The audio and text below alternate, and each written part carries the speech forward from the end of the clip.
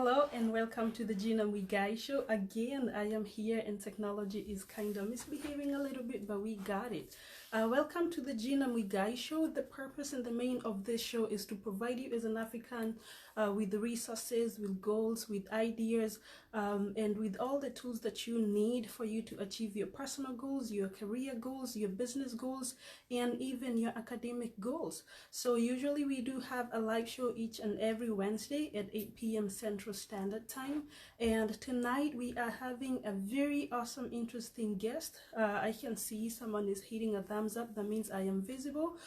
Today we're going to be having Dr. Penny, and before I explain to you who Dr. Penny is, like usual, we are going to go and share a little bit. So for those who have joined in already, let us go ahead and share and stream on other forums so that we can have as many people come in and benefit from what Dr. Penny has to tell us tonight. It is going to be a very awesome show today. It's going to be more like a conversation, an intimate conversation between women with someone who is mentoring us and guiding us to the right direction, and someone who has done it before us. Okay, and so I encourage everybody to go ahead and share. That is what I am gonna do right now. I will go ahead and share with different forums, with invite friends over to come and watch together with us.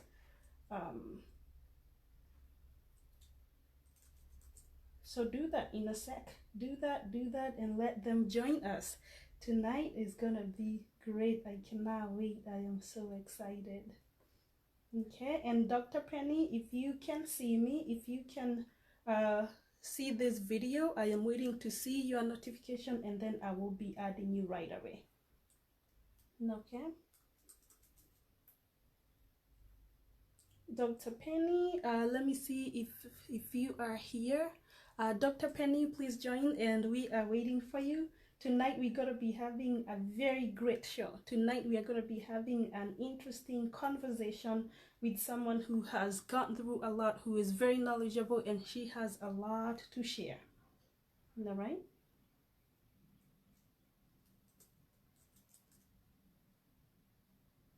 Okay.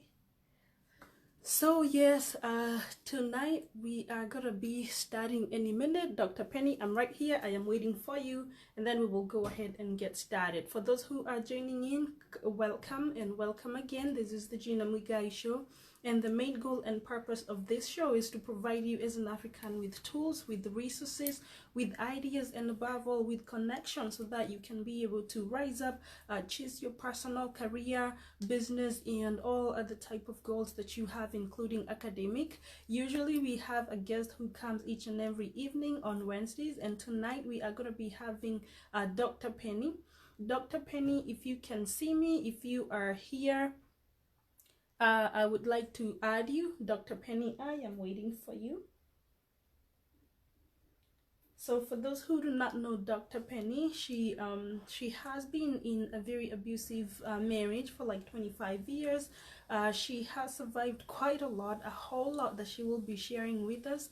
At the same time, she has 4 children, and she started her doctorate degree. She completed her doctorate degree at 64, something that is very unusual, something that is very unique.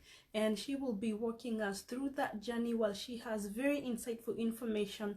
She has very insightful things to share with us as young women, and also information that will impact our daughters and the children that will come after us. So Dr. Penny, I am ready for you. Whenever you are here, let me know, and I'm gonna be adding you in a minute.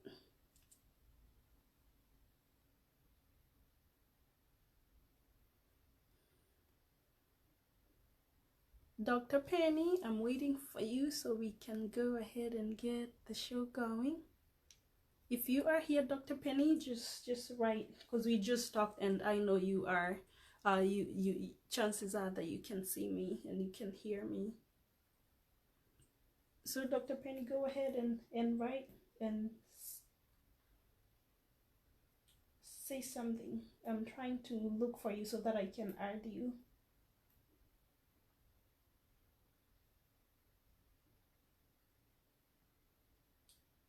Dr. Penny. Dr. Penny, are you there? Can you see me?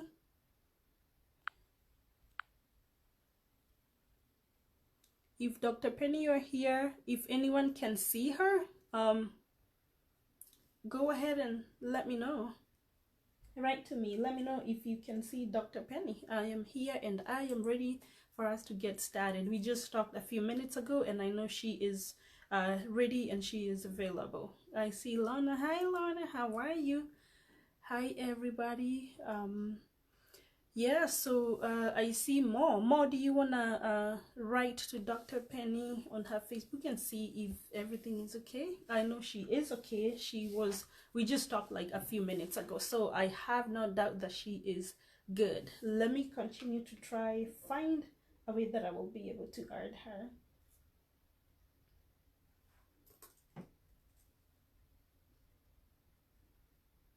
Dr. Penny, I am not seeing you. I am um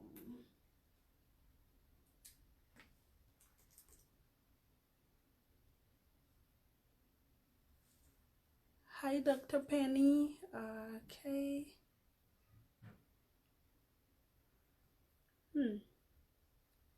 Anyone who is able to check up on her for me, because I'm using my phone and I don't want to.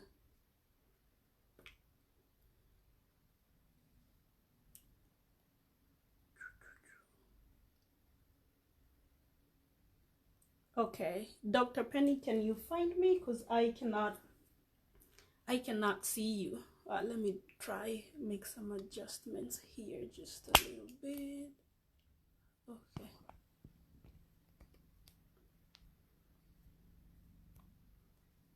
Dr. Penny, Dr. Penny, I'm waiting for you. And so for those who are joining us again, welcome to the Gina Muigai show. The main purpose of this show is to provide you as an African with tools, with information, with the resources, and more so with connection, so that you would be able to achieve all of your goals, that is your personal goals, your career goals, your academic goals, and also your business goals. The purpose of me bringing our guest here and each and every Wednesday is so that we can be able to share this information, be able to enlighten other people, and give them a chance to even dream bigger and provide them with ways on how they can make it work. So I'm waiting for Dr. Penny. She's gonna be our guest tonight. And Dr. Penny, I am waiting for you. Okay, I see Dr. Penny here. Let me go ahead and invite you. Dr. Penny, I have found you, and it's gonna be.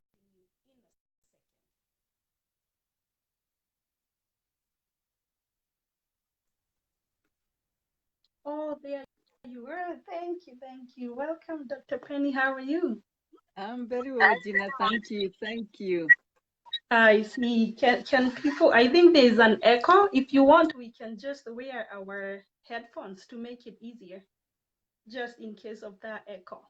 Do you have your headphones on Yes, I nearby? do. Awesome. Yeah, go ahead and get them. I'm gonna adjust something little right here.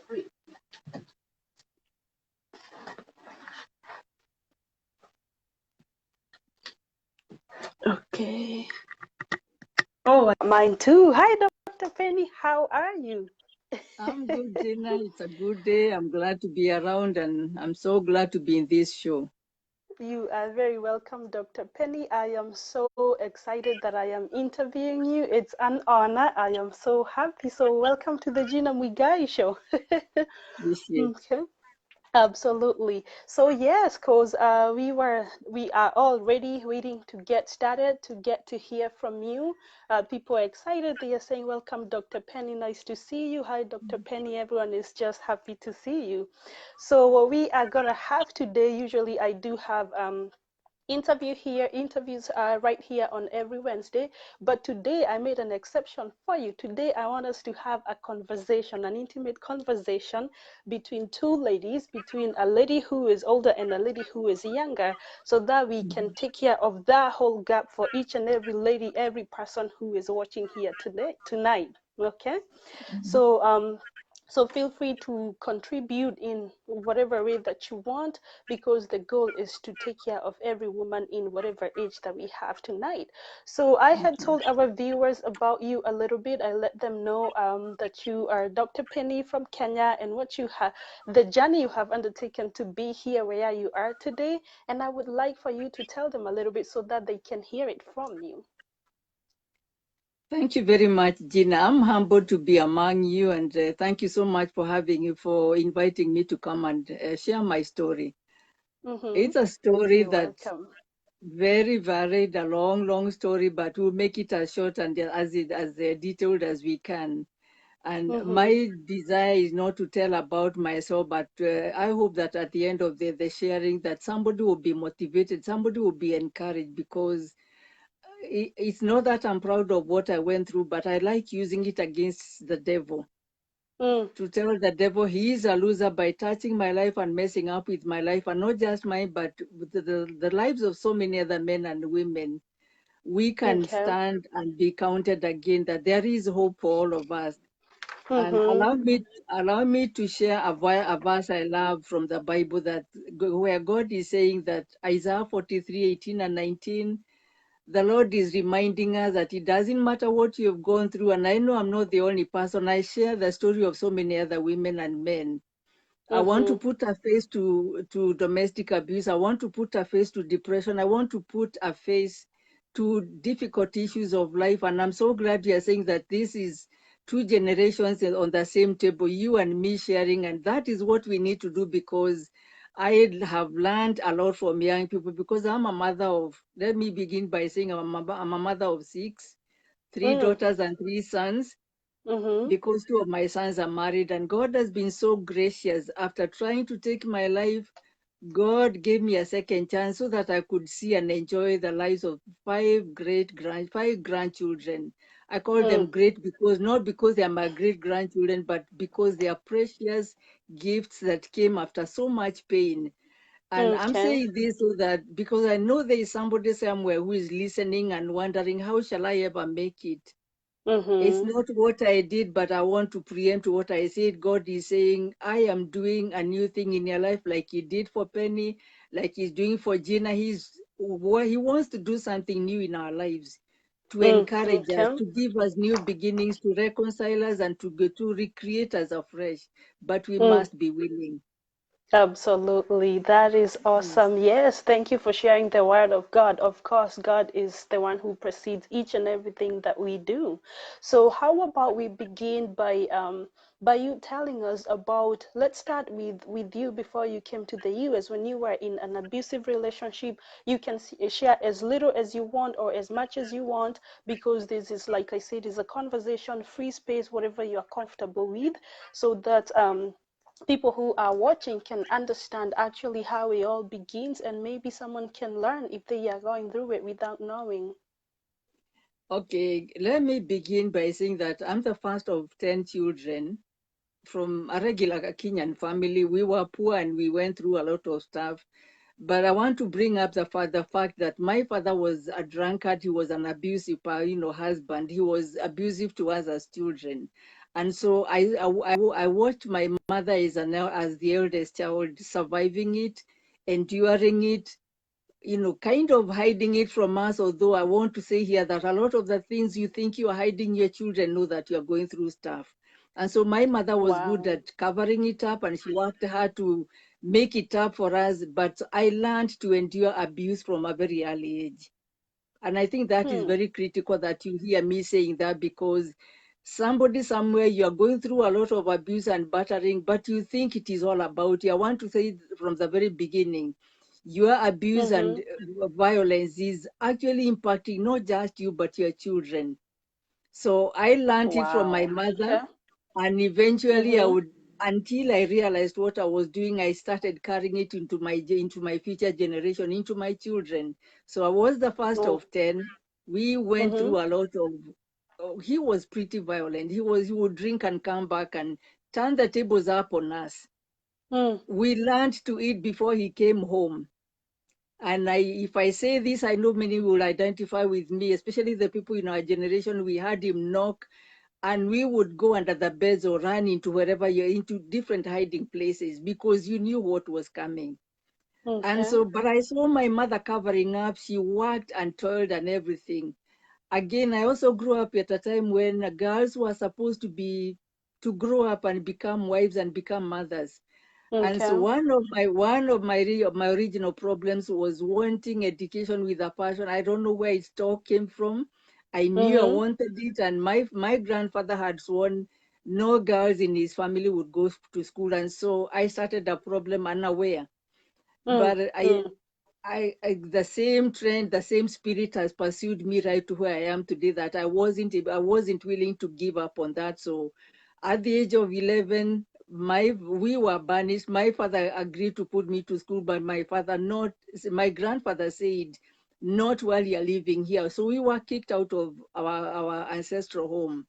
My father Okay. was disowned. He was disinherited and everything. So I grew up in the city, in the slums Okay. of Nairobi. And I'm not ashamed to say that, yes, I grew up in the slums of Nairobi, in the poor places of Nairobi. You know what I'm talking about, Gina. And a lot of those who are hearing, I'm not saying this because I was the only one. I'm not saying this because it was fun. But I know somebody somewhere is bringing up your children in the worst places you can think of. And you're Mhm. wondering, do my children have a chance? God gave me a chance, took me out of the slums, give me a chance to Alliance Girls High School. And you know, in Mhm. the 60s, that you would only get there if God gave you a chance and if you really Yeah. qualified for it. And so No. I'm True. humbled to say that I'm a product of Alliance Girls High School. I finished high Okay. school. I knew I Mhm. wanted to become a cardiologist, but I couldn't Mhm. because I had to stop in high school to help Okay. educate my siblings. Right before we go, Dr. Penny, before we go to education, I want us to I have something to comment on what you have just said. For those who are watching us, welcome a lot. We are having a conversation here. If you have any question, feel free to type. Dr. Penny is a certified advisor or counselor. All of that she will tell us, and we will be able to answer you. So, Dr. Penny, you brought up a really good point. You said that you started seeing abuse at an early age in your home because your dad was abusive to your mother. Okay, Yes. and that at least exposed you to that. But then when you look into the other side, the opposite of that, for instance, I will give an example with myself. We talked a lot anyway, and you know all of this. For me, I came from a family where my dad was very loving, very caring. Our dad never raised a voice at my mom. We never even suspected at any point. We have never seen them disagreeing or they ever argued. When we did wrong, maybe we went on instead of going to church, we go swimming. My dad would be the one to ask our mom to not beat us that much, like give them, just whoop them a little bit, and maybe I can make it up for them. Like, he cared a lot. So for people like me who have never seen abuse, who have never been exposed to a situation where you see a male disagreeing with the female. I have many brothers, none of them I have seen even raise a voice to their wives or beat them or treat them badly. Actually, we love them for how they treat their women, and we envy, like, we hope to get men like them. So someone like me, someone like us who have never seen abuse, how would we be able to figure out, like, this is abuse actually? It all starts by being very being watchful about your spouse. You know who you married, and unfortunately, a lot of the things they end up doing to us were completely hidden. One, it may have been your first love, like mine. I was Mm-hmm. naive. I was young, and I so the negative side of that is I so much wanted a man to love me. And so when he came around, and I'm not here to bash anybody, we've made it up and I have forgiven and I have moved on with my life. I'm not bashing anybody, but Mm. when you are young, a lot of things are not clear to you. We overlook. And remember, we say love is blind. And sometimes it is not that love is blind, but we choose to ignore, we choose to, hopefully thinking that the abuse will diminish or this man will change their attitude. So you need to be watchful. And one of the Right. mistakes I would say I made is because I so much I compromised, I gave in, I Mm-hmm. yielded to places where I needed to have said no. And so I say, set up your Mm-hmm. boundaries right from the word go. Talk for Mhm. yourself. Let the person know exactly what you want, and stop covering up and pretending that you like what is going Mm. on when you know you don't. If you know what is happening today will not be acceptable in 5 years' time, say it from the very beginning, because at Wow. times we mess them up by giving them an impression that it's okay when you know it is not. And so they assume that it's okay. They like the story of the camel. You open Mhm. up one door, small spaces and small negligences here, and Mhm. you enable them, you empower them to become what they need. Sometimes they did not even want to be like that, but we empower them. We By become letting enablers. them. We Okay.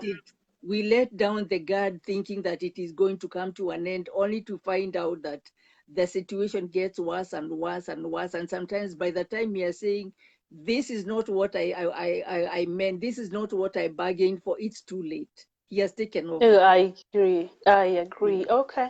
Dr. Penny, the sound is kind of muffling a little bit. Are you able to put Mhm. your phone in a place where you will not be able to touch it or move at all? See if you can adjust and leave it untouched. That will make I'm it not better. okay. Okay. Okay. Okay. All right. So, yeah, for those who are joining us, welcome. If you can hear us clearly, just say yes, you can hear us, because sometimes I was like not sure if you can hear us. Just write down in the comment if you can hear me and Dr. Penny. So, Dr. Penny, yeah, you bring up a really good point that, let's be very honest. Tonight is getting real. We are getting real tonight. When we are growing up as women, especially from Africa, we do hear a lot of things like, oh, the woman is the one who will make a household stand. The woman is the one who is responsible for making it work. A woman is not supposed to talk about the family issues out there. It's a lot of weight on the woman, and therefore you kind of, so when you see something happen, your first reaction is what you have heard since you were 2 years old, that it's all your duty to make it work. And therefore, instead of bringing it up, instead of telling him or calling on that action, you feel like the best thing to do is to cover it up, because a good wife don't go saying, don't go asking for help, the friends should not know. And therefore you cover it up, and then before you know it, he does it again, and you cover it up, and therefore you find yourself in this vicious cycle of trying to cover up what he is treating you like or what he is doing. Yet at the end you come to pay for it and then get blamed for it. How do we reconcile that? How do we reconcile having to be the one who is responsible to make the marriage work, to make it work, and you being the one who is supposed to speak up? Unfortunately, that is a very bad cultural norm that it's the women who make mistakes. And I want to say this as a mother of three sons. And Mm-hmm. I want to say that I am aware, and you are also aware that men also get abused and bashed. Mm-hmm. We are aware of that, but our tradition is such that the man has the overall say over everything. They never make mistakes, and so society has defined us in a very different way. And what we forget is that when you're Mm-hmm. out there defining women in general, you're also defining your daughter, you are defining Mm. your grandchild.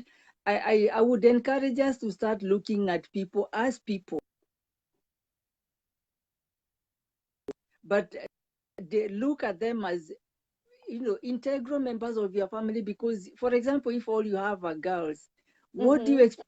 What are you wishing for them? And I say this wanting us to start preempting these habits and these traditions that are harmful. Raise sons and grandsons who know what the value of a woman is. Teach them Mm. to value their mother. Teach them, let them see you valuing a mother being valued. Let them see a daughter being valued. Because at times you even hear men saying that my daughter is a lot more valuable. And you may not say it in words, but your actions speak it. Our sons are learning it from their fathers. We Mm. girls are also learning to endure some of the things we shouldn't be enduring, because your mother will also tell you, and my mother did at the beginning. Wow. That is what women do. You are supposed to Wow. endure, you said it correctly. "Shiamu shieti shomo." We don't talk Mm-hmm. about these things. And so when you're going through these things, women begin by blaming themselves. You are being faulted. You go looking for, sometimes you think, I'll talk to my mother or my mother-in-law. What do they tell you? That is what men are brought up to do. So you have no hiding place. You can't go out because the other women, sometimes we are also covering it between sisters. And so I start feeling like a failure. And I did feel like a failure. I felt like, what have I done? What am I doing wrong? And it wasn't anything I was doing wrong. My only crime was compromising and saying yes to things I should have said no to. Today, Wow. I always say that it takes two to dance. My Mm-hmm. mistake was allowing things to keep on falling apart, all in the hope that somewhere along the line things will change. It took me 30 years to realize that Wow. nothing was changing. When I got to a point where I was so battered, I was so abused, all I wanted was out of this life, because I got to a point where I felt I don't even need to be alive if I cannot be good enough for my children.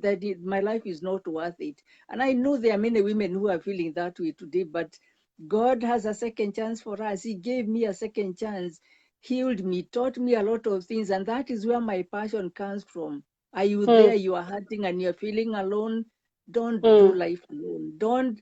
And then for those of us who are bashing other women, women to women, we are our worst enemies. mm, mm. Sorry to say Okay. this, because instead of running to you or running to my sister or my auntie, Mm-hmm.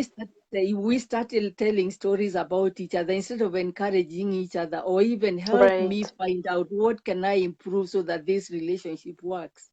Right, right. Dr. Penny, you bring up a really good point. You talked about sons seeing or learning from their fathers when they see their mom treat them, when they see the dad treat their mom not so right. I want to ask you, like, is it possible that when a son grows in an environment where their mother is not valued, they turn out to be abusive, maybe without even knowing? Or how does it turn? Because you tend to find that in a family where a great grandparent wasn't good to the wife, the father of the children is not that good, the sons, it's like it trickles down. Do you think growing around a relationship that is not working among parents really affects children? It does impact them, because the way you are treating another person, whether it is your wife or your child, you are telling the child, this is the way we do it, this is okay.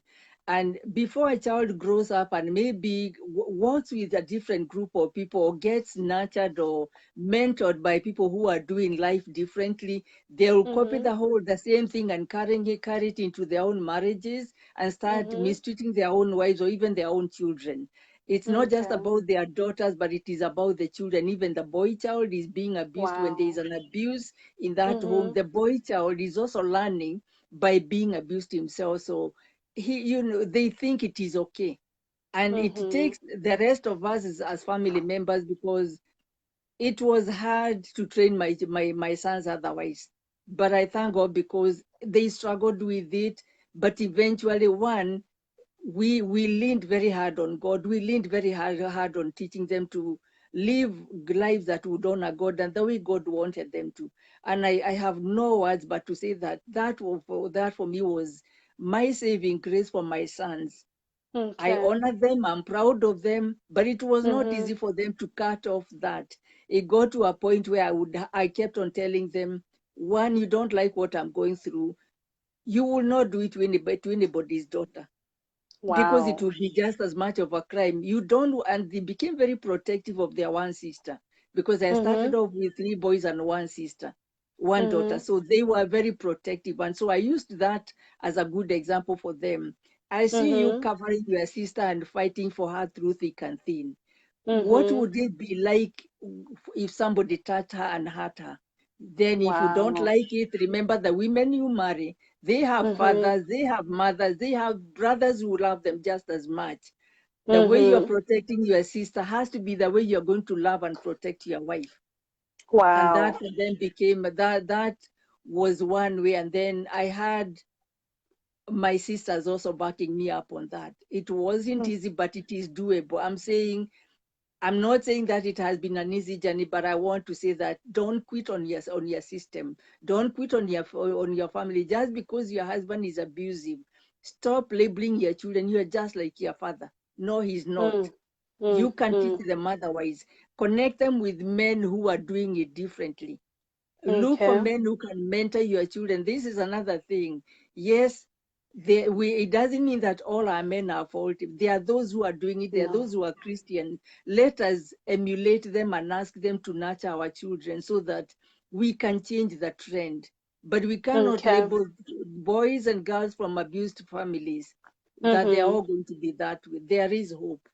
There is hope for them. Okay, Dr. Yes. Penny, I'm going to read two comments or two questions, and then we will proceed. Mo is asking, how do we handle situations, especially at home, where when women leave abusive relationships, they are forced to go back by their own parents or family?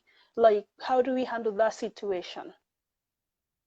That's why I say some of these things are traditional, cultural, and yes, Mm-hmm. I will admit to you that for as long as I was going through that abuse, I had thought to myself, I saw what other girls were going through. You are beaten, you go back home, and you're told you just pack back. We received a dowry. There was the issue of a dowry.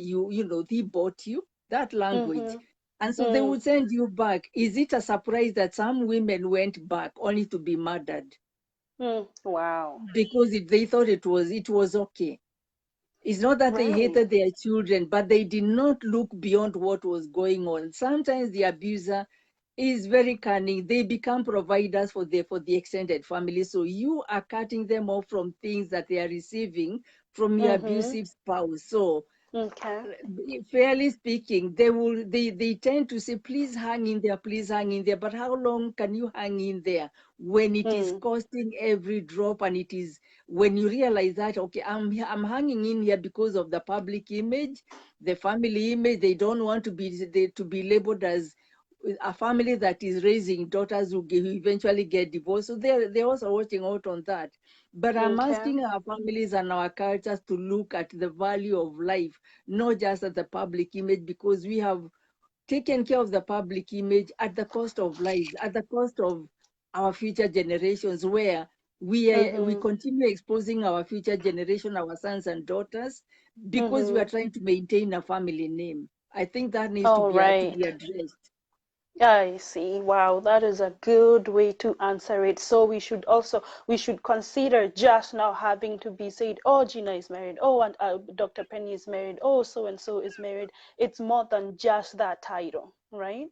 And Yes, so I have yes. a question for you, Dr. Penny, because you endured this for like 25 years, almost 30 years before you realized, like you shared with us. What happened that you woke up that day and you felt like, you know what, actually he is not going to change, or actually I need to do something about this and I need to get out of here right now? What would you want someone who is going through it right now to know, that they don't have to spend 35 years, 40 years in the marriage only to come and leave when they are 60, but then they can do something about it now? What made you wake up, like make that decision? Let me start by addressing why do we stay. We stay in Okay. abusive relationships because sometimes there is economic abuse. You have no control of any investment in your family. You have no control of your money. Mm, So yes, you are going mm, through stuff. Maybe you are in a family where your children are being provided for as a cover up for what you are going through. They are taken to the best schools. And that mm, becomes like a prison for you. I want my children to get the best of education. They were in St. Mary's, they were at Tim Songari.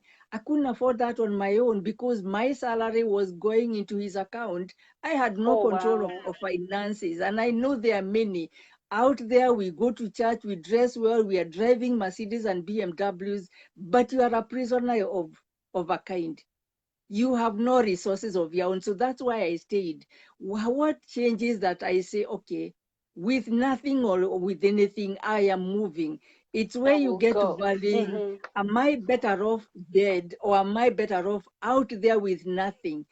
Am I bold enough to look Mm, back and say, I know I started in the slums. God educated me. God brought me this far. He can do it again. I say this mm-hmm. to other people who are listening, and I know you are there, you are feeling stuck. And other people Mm, are asking you, why would you be living, such luxury, hang in there and continue mm-hmm. surviving? So you have to get to a point of prioritizing it for yourself. Am I keeping, and the Okay. other thing is we keep our children here because I want them to grow up in a family, in quotes. It's no longer a family, Okay. it's an abusive environment. But we want to be seen by the public. They have this and they have that. They have big cars. They're in a big home, but they Mm. have no peace. They are crying. Sometimes they're even going hungry in the midst of that wealth. And so you go to Wow. I got to come to a point of we after I attempted the first suicide and the second one, I started Mhm. looking, am I so incapacitated that I cannot go out and work on my own? And even if I Mhm. wasn't working, I had learned to make sweaters. I would knit and sell sweaters. You can do it. I would make mandazis and sell to replenish the little that I had. It is a Mhm. matter of believing in myself. Can I start again? And I started off by saying, God is saying, I am doing a Mhm. new thing in your life. I want to Mhm. restart you. God wants to recharge you. Mhm. Can you trust God to restart you again and charge you up again? But when we Mhm. continue saying, I am complete because I am Mrs. So and so, we forget God says, I am complete in Christ. God will Mm. complete It's you. all about Christ. And then, Mhm. yeah, it is about your faith. And also remember that he may not, you may not be divorced, but he can also pass away. Mm. Look at all options. If he passed away by nature or by illness, what would Right. you do? Other women have been left. And you have to start thinking, what am I doing? What good is it doing to my children? And what harm am I doing to my children? I got to that point when I looked at my children and started seeing signs of them depressed. They started acting out. They started running Wow. away from school, and because they become they absorb everything, they start soaking it. And I saw self-destruction begin in my children. That's when I thought, if this is what I'm doing to my children, I need to be out of here. Silly me. I thought the best thing was to kill myself. But I thank God because he knew otherwise. He knew he had given me something I could use. I crashed and started afresh. Was it easy? For the first 6.5 Wow. years, I was a very Mhm. depressed person. But it took Mm. my mother telling me over and over, Penny, Mhm. you have what it takes to begin afresh. Do you have Wow. that? I hope you're that person for somebody.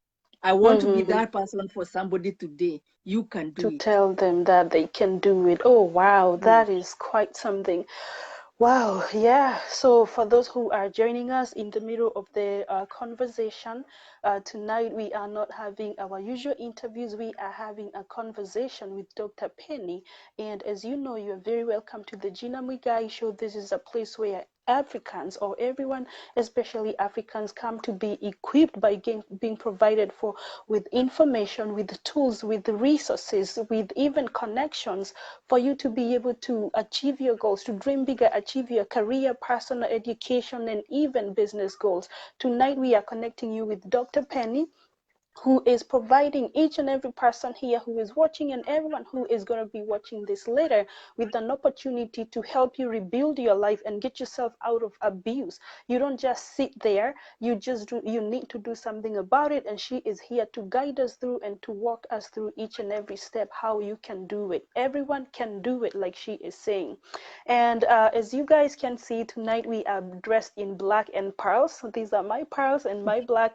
Dr. Penny is in black and pearls. So we did this, like I told you, tonight is special. I did it for her in honor of the power and the things that she is doing to women. So this black and pearls is signifying the power that Penny is doing, the things that she is doing, the life she is transforming, the darkness she is taking from women who are depressed and all beat down, giving them a chance like a pearl from dark place black, and giving them a pearl that will give them hope to continue with life. So Dr. Penny, let us continue. Talk to us about when you committed suicide, what was going on in your mind, and what drove you to that point, because suicide seems like the most extreme place that anyone can want to be. So for you to get there, walk us through that journey. Before I go there, I want to honor you, Gina, and say that what you're doing is so powerful. And I wish you were there when I was going through my own stuff. And since you are not there, I'm so glad that if my daughters and my granddaughters are going through stuff, they have somebody like you. You are doing a lot to empower women. This is what we need from one another. You are Thank you. changing the scenario of us blaming each other, castigating at each other, and you're telling us, come, let us talk together. Isaiah, you're doing Isaiah 1:8, which says, Mhm. God is telling us, come, let us reason together. You are asking us to come, reason Mhm. together, talk to one another, encourage one another, affirm each other. And my mantra is engage, empower, and encourage. That's what you Mhm. are doing. So I want to honor you for that. And yes, thank you for Thank you. the piles and everything for me. And I wore the same thing for you because you are a young woman who is Mhm. trailblazing places I couldn't have done. You are reaching out people, Oh. and you given me a chance to reach out to people I might never have reached. And I Oh. pray that this continues. And I am inviting other people, please let us do this together because every journey starts with one step. Mm. You Mhm. say this is a new level of life for me, for you, and for our sisters and our brothers. We can do Yes. it. Are we Mhm. not tired of seeing our children committing suicide left, right, center? Yes, I survived it. But at times I find myself living with survivor's guilt. Why do I say that? Because while I survived, the very year that I survived, I know there were 5 women in Kenya. I remember them every time and my heart breaks because Mhm. they had children. They were murdered by their spouses. I Wow. survived not because I know how, but God had a reason. And that is what challenges me. Don't just be quiet. I can no longer be quiet. I want to be Mm. able to Mm. tell somebody, please don't quit, because I almost quit. And as I look Mhm. back at my life today, I don't even know how to thank God for it, because not only did he give me a new beginning, put me back to school, gave me grandchildren I might never have seen, beautiful lives, gave me a chance to encounter people like you, Gina, and so many others. And you know what I'm saying? If God can do it for Penny, he does not discriminate. He will do it for you, Gina. He will do it for everybody else.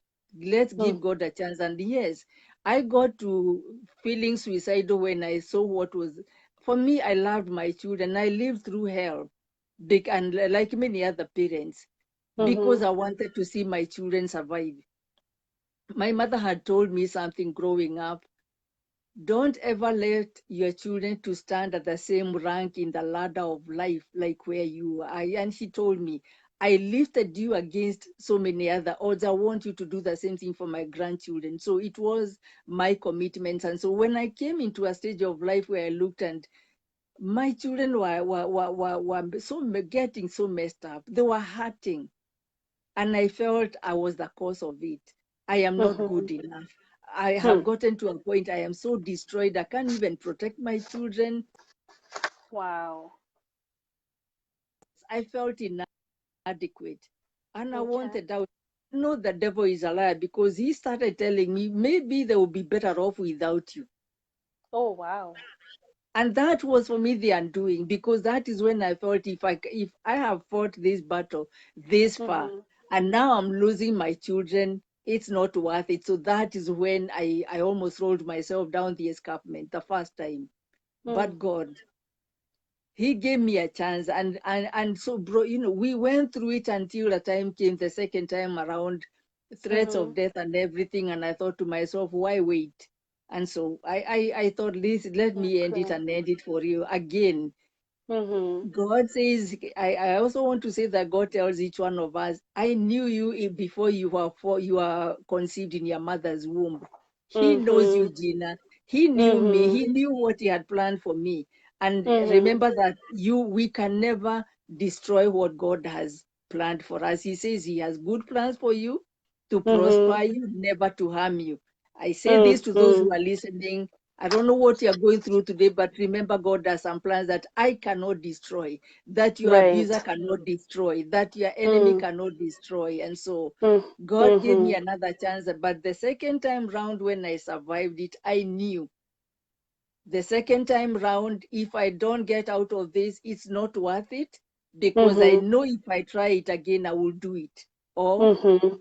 lose my life in any other way. And I Mhm. started, my children were just finishing. The youngest was finishing high school. And Mhm. I saw him go through stuff that I knew, unless I change the path of my life, not only am I going to go down the cliff. I saw a picture one night.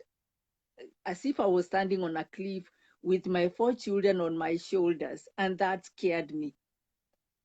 And that's when I told God, I didn't mean to go with them all. I wanted all by myself. But if I'm going to take them with me, God give me a chance. That was the breaking point. When I Wow. decided if I am going to destroy the very children I have lived for, the very children I have fought for, it's not worth it. They don't deserve it. They are not guilty of anything. And that's when I Mm, decided I am willing to start with nothing, because my mother reminded me, remember, you had nothing. I used to wash mm-hmm, my uniform at night. I had no shoes. I had nothing. And my mm-hmm. mother reminded me, why is it looking such a big deal for you to start again with nothing? Wow. That was my mother's challenge. And then Mm-hmm, I got to a point of thinking, are my children better off with me dead, or are they better off with me limping with them? And I chose to limp with my children. I have oh, no words wow. to thank God for allowing me to limp with them, because we have been Mm-hmm. limping, but we are growing, we are making it slowly by slowly. You're We are not done, awesome. we are still in the Mm-hmm, process, but it is mm-hmm. well. Awesome. I have something you mentioned about him threatening to kill you. I want you to answer us in a brief form, like, what do you do when someone tells you, I am gonna kill you? It took me 5 years to accept that. And you live in denial. Remember, this is your husband. This is somebody you love. Mm-hmm. And let me say that no man or woman goes down the wedding aisle with a plan of jumping out tomorrow. That is why we keep on hanging in there, hoping against hope. I hope things are going to change. Then things do change from bad to worse, and sometimes you are still denying. I know for 5 years I denied it. I didn't tell anybody about it, but the threats kept on coming. And today I will say that if you hear of a death threat, please move. Move Even on. if it means Wow. going with nothing but the dress you're wearing, Mm-hmm. your life is a Mm-hmm. lot more valuable. If you're Appreciate. going to Mm. walk, if you don't have any bus fare, if you don't have anything to run away with, if you're living in America, run to a shelter. If you're Okay. living at home, get help from somebody and tell somebody what is going on, because the idea of us telling our daughters and our sons, you don't share I'm not washing my dirty linen in public. I'm Mm. using this to encourage somebody and to educate somebody. I'm not proud about it, but we Mm-hmm. need to talk about these things, because the big elephant in our homes is what is killing us. Mm. Sharing it and sharing your fears and anxiety doesn't mean that you are breaking the other person. One, if you are Right. the one who's feeling like you want to kill the other person, and women are also doing it, let's Mm-hmm. call it what it is. Sometimes women Yeah. are the ones who are doing it. If you Mm-hmm. get to that point where you feel like you can take somebody's life, please walk away, leave them alone. Mm. You That can is start great. afresh. And the lives we have lost lately, and the lives that triggered this conversation between you and me, what shouldn't have Mm-hmm. happened. We do not own anybody's life. No life is your property. No life is an object. And Mm. this is why when you hear somebody threatening you today and tomorrow, please take Mm-hmm. them seriously. One, Wow. they may be Mm-hmm. doing that out of mental illness.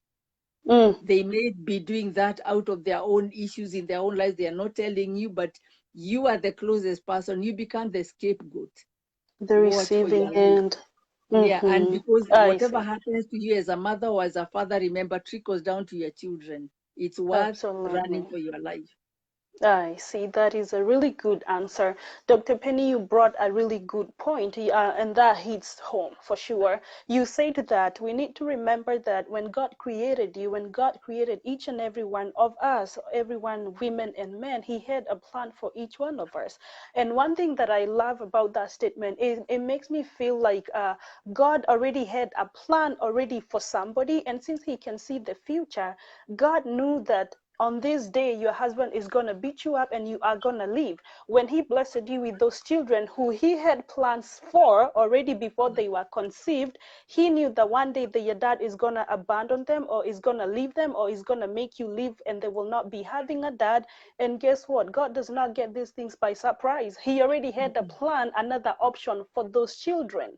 And so for everyone who is watching and you are feeling like you are stuck. Like, God cares only for families where there's a loving father, a loving child. I was listening to Pastor Munene. He comes to he has an organization called Feni. Last week he talked about something that hit home. He was talking about God taking care of families, and he made it very clear that sometimes when you are like separated, or you're a single parent, or you are divorced and all of that, you kind of tend to feel like, you say, the devil makes you feel like, oh, I am not good enough. God visits families that are happy, two and a half children, both have jobs, they are doing everything awesome. And you tend to forget that even when you're a single parent, even when you're the one who was oppressed and abused, God still consider you his child, and he will still take care of you. When you leave, God is not going to be surprised, like, oh, what do I do with her children? He already had a plan even before you started getting abused. So that really is encouraging, Dr. Penny. Thank you for bringing it up.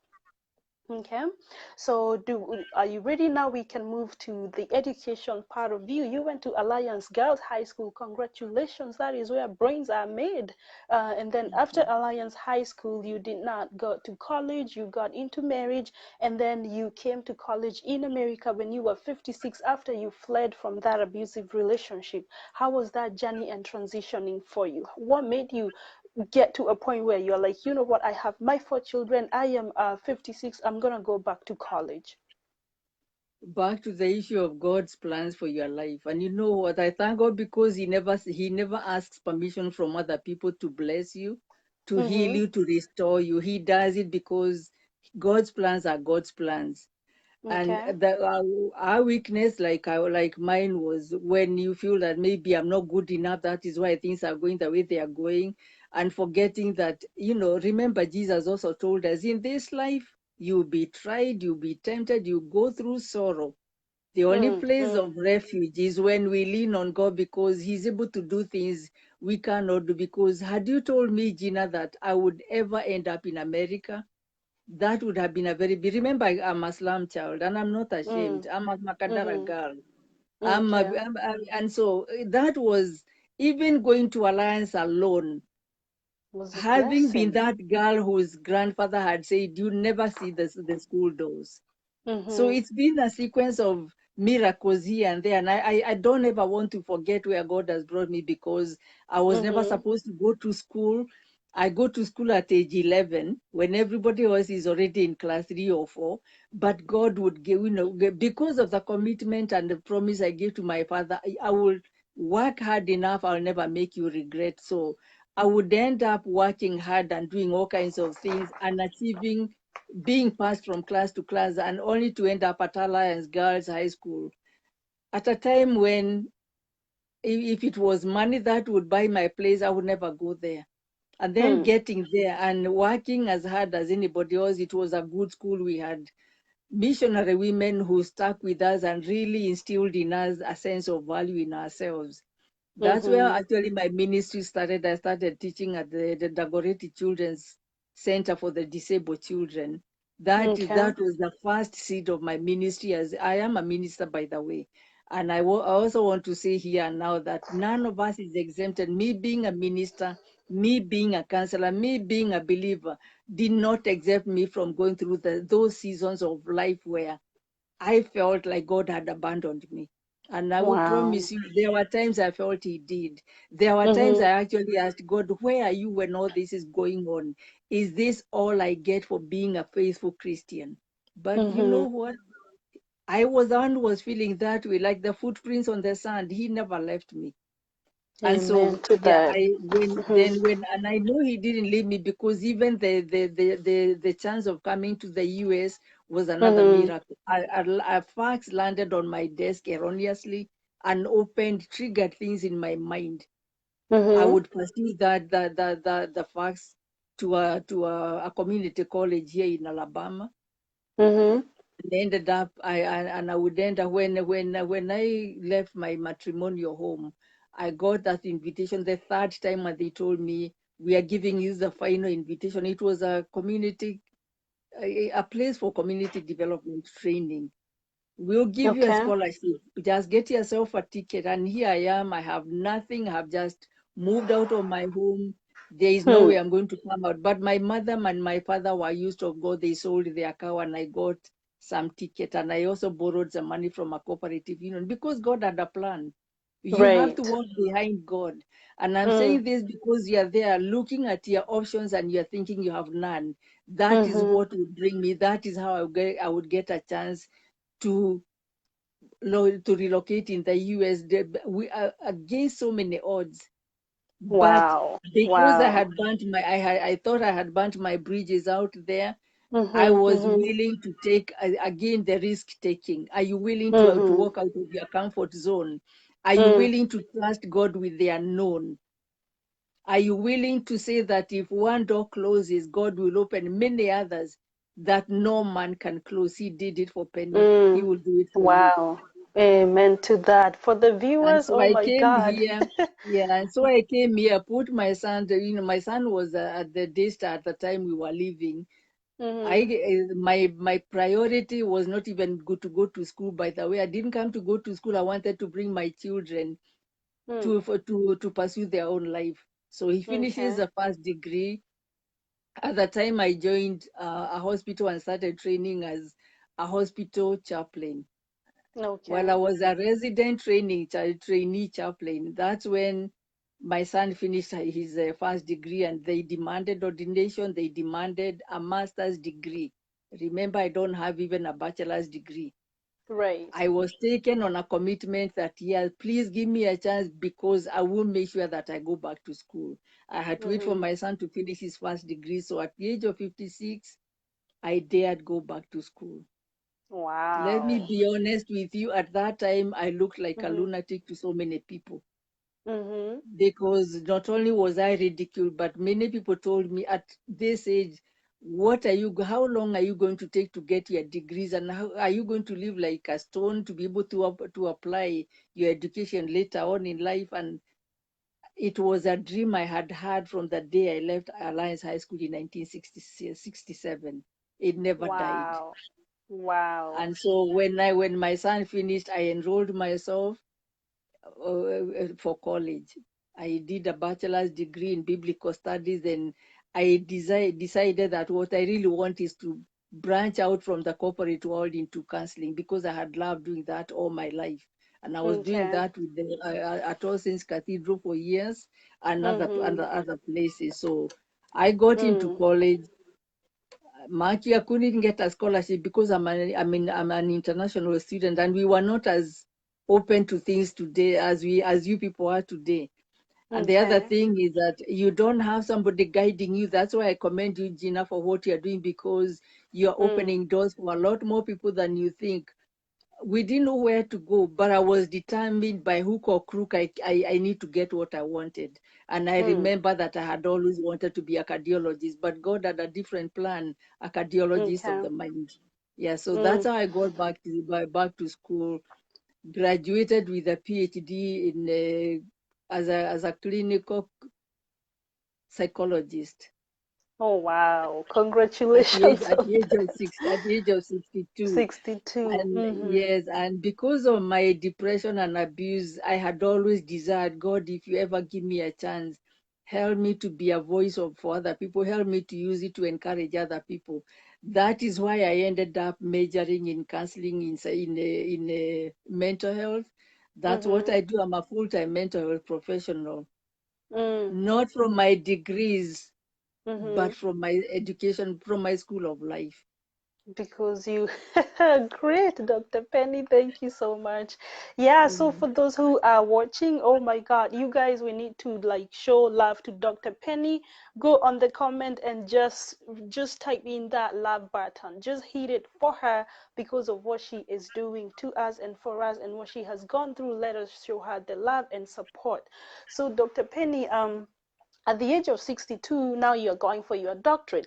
I want to tell you, myself right now, I am a doctorate candidate student, and Mhm. I'm less than half of the age that you got your I started at 29, I think. And just even at 29 with no family and all of that, it's not easy. Doctorate is a monster. You kind of have to read Yes, books it that are is. like twice as big as a Bible to just prove one, one hypothesis. And if it doesn't work, you Mhm. kind of have to dig deeper to how did you do that? How did you manage to do that at 60 when I am barely breathing and making it? One thing is that I had accountability partners, my children. There Okay. is nothing as good as having people who believe in you. And I remember at one point when I Mm, wanted to quit, my son told me, "What you're doing is telling us it's okay to start things and drop them in mid-air. Is that what you're saying?" And I felt, no, that's not what I'm saying. So they ganged up against me, "Mom, we are cheering you. We want you to see." They knew it was a oh. dream I had lived. They knew Mhm. I had tried, during my earlier years to go back to college, and the answer was always no. There were other priorities, and so they knew what it meant for me, Mhm. so they backed me up. And then I have two high school friends, Anne and Mhm. Jane, who were with at Alliance Girls with me. And the three Okay. of us have become the three musketeers of this life. They kept on telling me, "You can make it, you can make it." And so it is important to have somebody who believes in you, somebody who believes in your passion and your dream. And the other thing I always say, like everything else in life, whatever you want, you must want it with a passion, because you have naysayers, Gina. You have people who Mhm. will tell you you're wasting your time. At my age, I Oh was yeah. told your priorities are messed up. You're wasting money. You are struggling so Wow. hard. You need to Mhm. slow down and rest. You need to buy properties and this, that, and the other.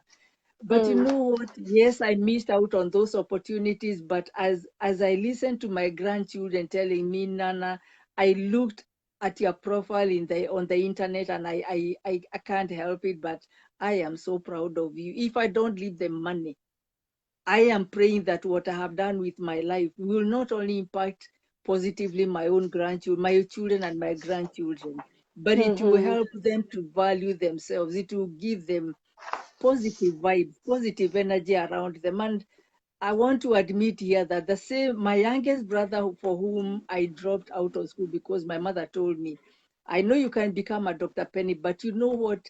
Your brother Murai is going to be a street child, and a Nairobi street child." And that comparison for me was the hardest. And so today I want to honor God, because that same man is now an engineer in London. My sister is Wow. pursuing a PhD. Out of that, the, the three of them are now, those who are still alive, are back in school. Why? Because they Wow. found it doable. And not only Wow. that, I have nieces and nephews who are pursuing the education later on, like, after school, because they found out, if Dr. Penny can do it at that age, what Mm. excuse do I have? So even Mm. if I missed out on investing thousands of dollars like other people, Mhm. I am proud to say that if it changes one life, I'm okay It's with worth that, it. because Wow, I can leave land and leave homes, but they will be Mhm. forgotten very quickly. Nobody will even remember what I'm wearing today. But my Mm. prayer is that there is a word I have said that will go from your mouth to your generations to come, that will change lives.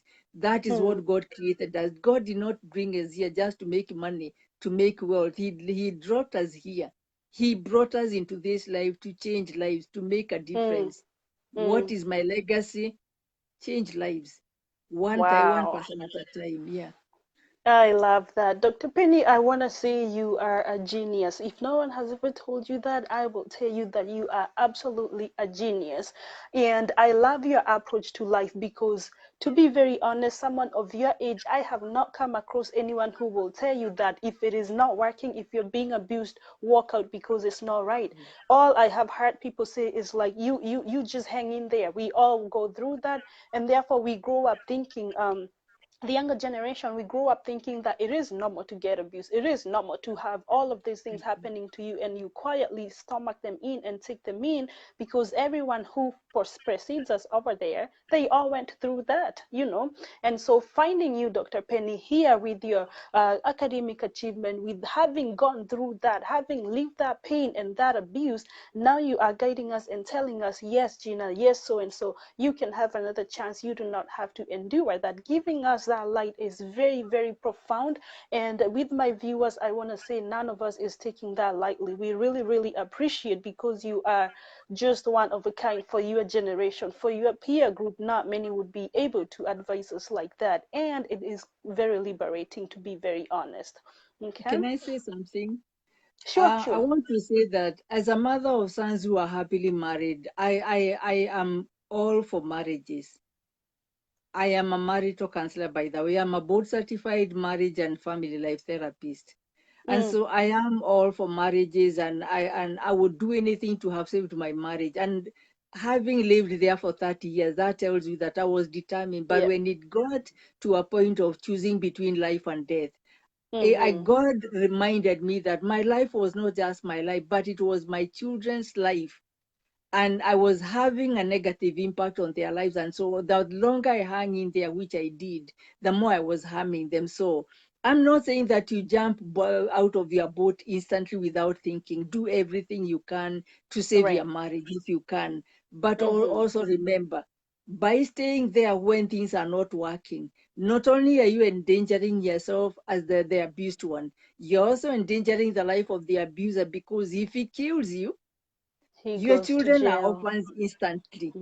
I don't know whether Mm-hmm. you ever think about it. I never thought about that. But now in hindsight, I know that I am glad he's alive, because his children have a father. His brothers have a brother. His parents died knowing they had a son. Mm, But had I stayed in there until, something bad happened to me, he would be in jail.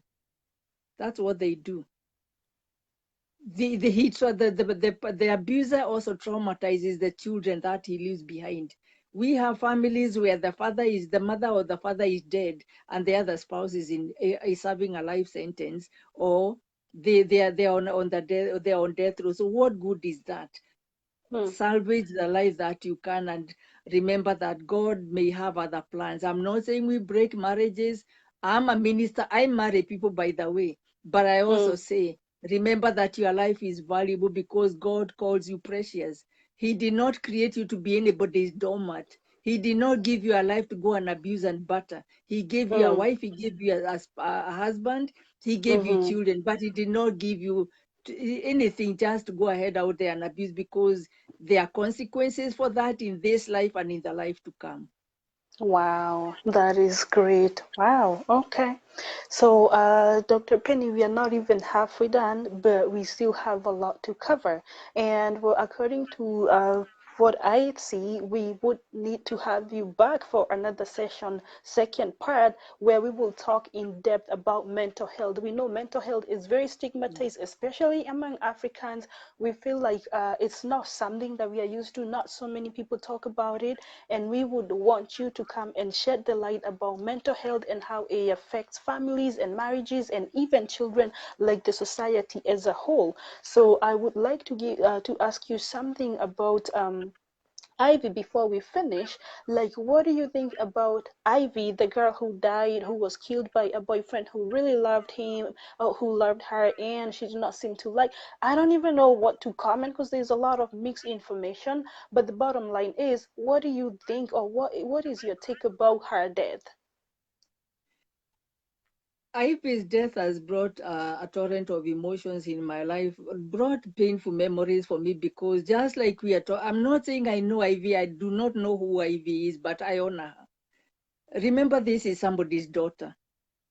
I listened to the siblings talk about their sibling. I listened to a mother asking, Ivy, what do I do from here?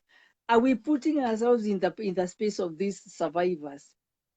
I've also had, somebody murdered in my family. I've also had somebody commit suicide in my family. So I can attest to the pain that it leaves behind. Ivy is rested. God rest her soul. I hate the way she died. And even if the boy was offended and grieved in so many ways, like they are saying, I don't want to get there because that is other people's business. But mine is the pain that this causes, not only to Ivy's family, but even to the family of this boy. It's easy for us to condemn the abused. And that the reason I say it brought a torrent of emotions for me is because Dr. Ivy's case reminded me that when I was going through my own stuff, and when men and women are abused and going through stuff, we blame the abused, we blame the victims, we justify what the abuser has done. That's why people are busy justifying what this man has done. And even if he had Wow. given millions of dollars to this girl, Ivy's life, anybody's life is not, you cannot equate it with any amount of money. It doesn't matter how much you spend on a person. It's not your property. And It's again, not. they are not, it was not taken from you in a robbery incident. You gave it. You cannot go back and take a life. And I said Wow. somewhere at the beginning that if you are that angry about a person, please walk away. You He walk might away, even, not back. I wish, Okay. even if it was money taken and other things taken from me, we are talking about a God of a second chance. God knows when you have been taken advantage of. If you're feeling taken advantage of, God will fight your battles. He says, I will fight your battles in the book of Numbers. He will fight for you. So instead of taking a life like that one, and the Ivy represents so many young men and women who are dying like that. And I wrote an article, I think that's where you found my name, where I was saying that our future, our children, our grandchildren are all under threat. Where is our future? A country without young people is dying off. A church without young people is dying off. What are we doing as a society? We sit and watch, we bury them and we move. We don't even debrief. We don't even talk about what is happening among us. Here I am. I go around every place I'm invited to, trying to unmask and demystify mental illness, because chances are that this guy was not, even if he was angry, what triggers that intense anger to the extent that he buys an axe, Sharpens not it. to kill a goat or a cow, but you go and shop for an axe to kill somebody? You know what? That is intense anger, intense. I can't even put it in words. And how many people like him, he did it. How many other people are planning it today? We are not even addressing that because Ivy is buried.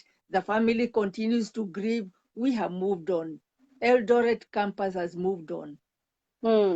Wow. Out here in the US, Gina, you and I know that we have lost a lot of people, both young and old. How many people do we lose? How many people must we lose before we address these issues? When will it hurt enough? Because when a young man is killed, my grandchild loses a husband.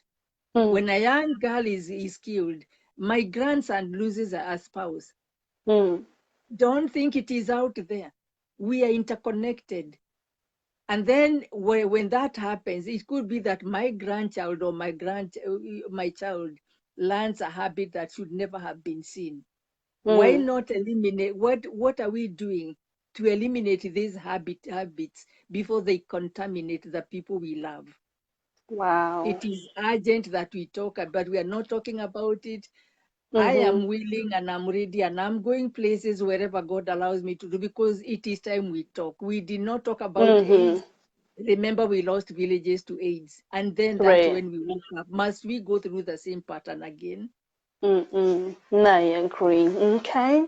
For the listeners, for the viewers, just so you know, Dr. Penny has her own private practice where she helps people, where she understands that we are living in 2019, where you don't want to have to talk to someone who will go Facebooking about you. You don't want to have to leave from Minnesota all the way to Pennsylvania to get a counselor. So she has her private practice, which she will tell us about in a minute, where anyone who is going through tough times, who is going through abuse, any woman who needs support and counseling and guidance from any perspective, including demanding men, you are able to connect with her. She knows how to do it using technology. She's very modern, just so you know. She can commit into counseling and mentoring and helping you from whatever part of the world that you are in. Dr. Penny, we will want you to tell the audience, the viewers, where they can find you, the website to your practice, and also just to let you know, she is going to be traveling to London to go and present this information. She is starting this as a movement. This movement is going to be heard and known from across Africa.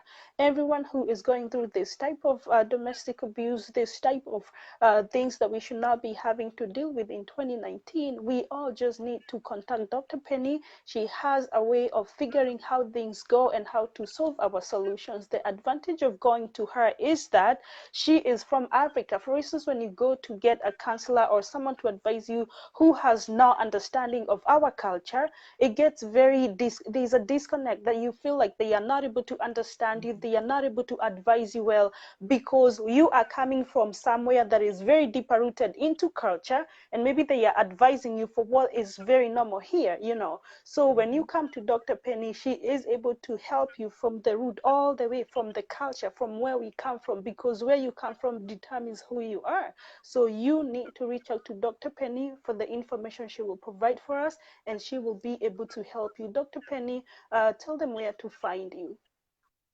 I live in Birmingham, Alabama, USA. For those who are listening from other parts of the world, or those who are going to hear me from other parts of the world in future, and I am so honored to have been a part of this night. And yes, I would be more than happy to come back, because I'm so glad, because this is just the tip of the iceberg, Gina. We cannot even complete it with 5. As you know, if you look at what we have covered tonight, 5 programs are not going to cover everything but thank you for breaking the ice. You are trailblazing in making this available for other people. And I live in Birmingham, Alabama, and my cell number is 205 478 1464, 205 478 1464. I have a website.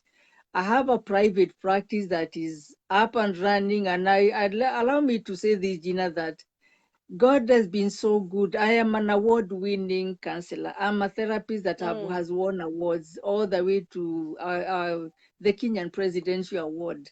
I have won awards here in the States because of what I do. I'm not saying this to brag, but to encourage you. If you are young or old, it is not too late. God uses broken vessels like Penny. He can use you. He doesn't. He is no respecter of persons. He's using Gina in her youth. He's using Dr. Penny in my old age. As she becomes Dr. Gina, I will be. When I sign off, I'm so glad, because somebody will be taking over Gina. And so I have my own private practice, Angel Counseling Services LLC, Angel Counseling Services LLC, and I have a website which is the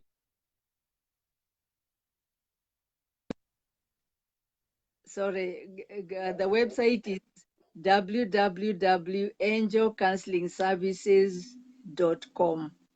Okay, I will post Counseling it. I will Services. post it on the links. Yeah, please do. I also Twitter Dr. Penny Online. I also have an account with WordPress. That's where you can find. I'm also an author, by the way. I have written a book, Healing Hope for Your Grief and Bereavement. It's available on Barnes and Noble and also in Amazon. I write stories. I write encouraging, nuggets. I call them Dr. Penny's nuggets, and you'll find them on drpennyonline.wordpress.com. drpennyonline.wordpress.com. You'll find my nuggets there. I love sharing. I love writing things biblical. I admit I'm a Christian. I'm a minister, and I know that it is God who has brought me this far, and it is that God I share. And so I appreciate this moment to share with you, and I pray that whoever has been listening tonight, please don't quit on yourself. Quitting is not an option. I almost did. And I look back and I see my family. I look at my children. I look at new friends. I look at the new opportunities, the fulfillment of long lost dreams. and I regret that I ever thought about losing taking my life. I am Mm-hmm. I am a woman in the making. I'm still learning. I'm constantly reading, and I am relevant, by the way. I keep Mm. myself reading and learning Very. because I learn from young people. I learn from my age mates. And Mm-hmm. by the way, let's give my generation a chance. We are coming around. We Mm. are coming Great. around. Love on us, be patient with us and teach us, because you say I'm relevant.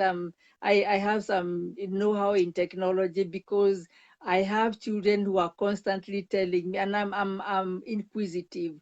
I ask Mm. questions. And when we ask questions, Absolutely. please don't run me through. Teach me slowly by slowly, and we will get there. Absolutely. And so we can work together and motivate other people. Thank you so much, Gina. Yes, we will do that, Dr. Penny, and we love you. You guys, just write on comments. We love you, Dr. Penny. She needs to know Thank that we you. love and appreciate her. Write to her. She needs to see that. I'm going to read my last comment and then we will conclude. And this is from Becker Vezo. I am inspired. I am at 55. It's not too late for me. Thank you. You have inspired Becca, and she is willing to go back, fix her life at 55.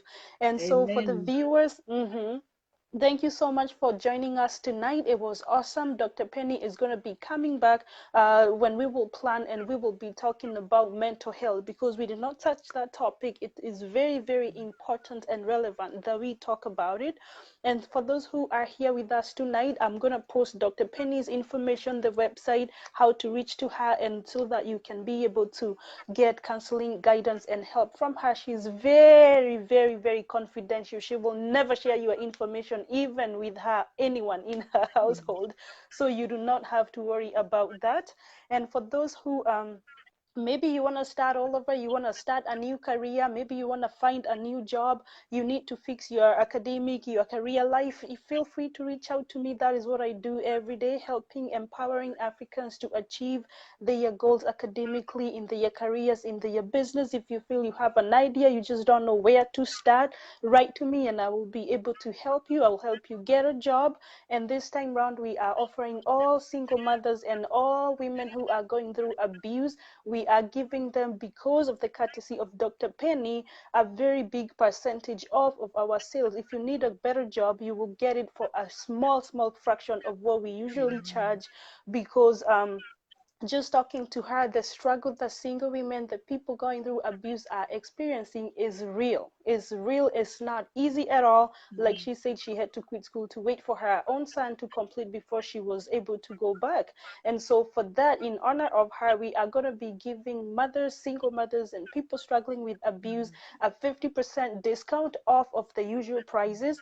And this one is going to just be lasting until the mid of next month. So for 30 days, Dr. Penny, in your honor, we're going to serve, help women struggling to get better jobs, to get jobs that will pay them higher, give their children academic opportunities, maybe medical care benefits, and help them to be able to achieve better and get a chance, even though they are experiencing quite a lot, so that they can end up becoming Dr. Pennies in the future. Thank you so much for being with us today. Thank you for joining us. We will communicate with our viewers. I will let them know when we schedule for you to come back, probably after you go to the London conference and come back, and then we will come back and talk more about this topic. I am honored to have you tonight. I really appreciate, and may the Lord bless you.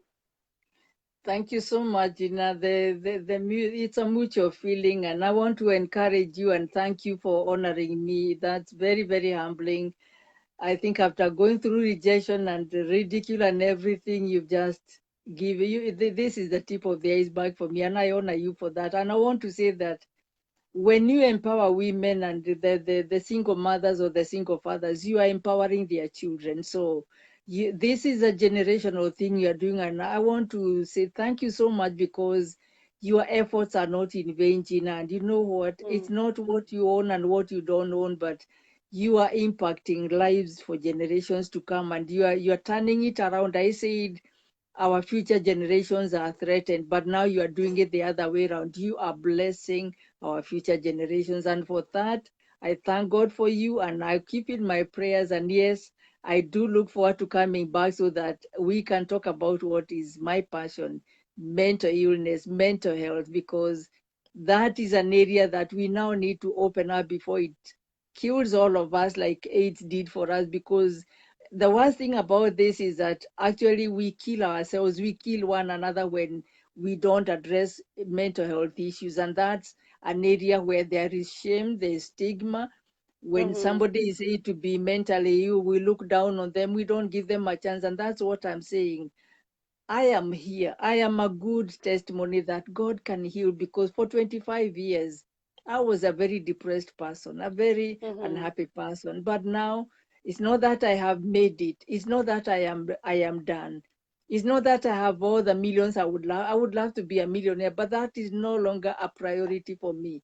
My priority is to see somebody else happy on a new path. And that's what you are doing. So for that, Gina, may God bless you. May God bless the labors of your hands. And may God Amen. bless all those who are listening tonight. Please don't quit. Don't let your troubles define you. Don't let your past define you. Don't get stuck. Get up and get moving. Shake yourself up. Become that unstoppable force, not just for you, but for your children and for other people around you. You make a difference. That's why you are created. Thank you so much, Gina. Thank you so much. Thank you, our viewers. We appreciate you coming, tuning in, and watching with us until we have come to the end. We are so thankful. We are very happy. As you know, usually we do have the Gina Muigai show airing every Wednesday at 8 p.m. Central Time. Next week, we are going to be having a guest who is coming from the east western part of Africa. They do have a very good initiative that we will talk about. I will let you know about it. So be sure to subscribe on YouTube. Be sure to subscribe for the Gina Muigai Show on YouTube, on Instagram, on Facebook, and let us share this information for tonight's video with almost everyone in our pages, in our groups, in our Facebook accounts, because we all have like 50 people in our friends list who are from Africa who can benefit from this information. We keep it, we will not help much. Just sharing it, you are empowering someone somewhere in Africa who is struggling. So, with that, everybody have a good night and God bless you all. Good night, Gina. Thank you. Thank you. Okay.